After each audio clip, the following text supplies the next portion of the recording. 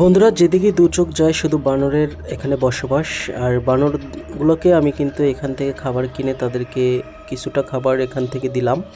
তো আসলে আমি থালায় করে খাবার নিছি, অনেক সময় দেখা যায় তারা হাতে থাবা দিতে পারে, যার কারণে আমি থালায় করে খাবারগুলো তাদের মাঝে বিলিয়ে দিচ্ছি। আর বানরগুলো আরামসে খাবারগুলো এখান থেকে সংগ্রহ করে নিতেছে। আসলে বানরগুলো দেখতেও সুন্দর লাগে এবং সত্যিই খুব আনন্দ পেলাম বানরগুলোর সাথে খাবার আর বিতরণ করার সময়।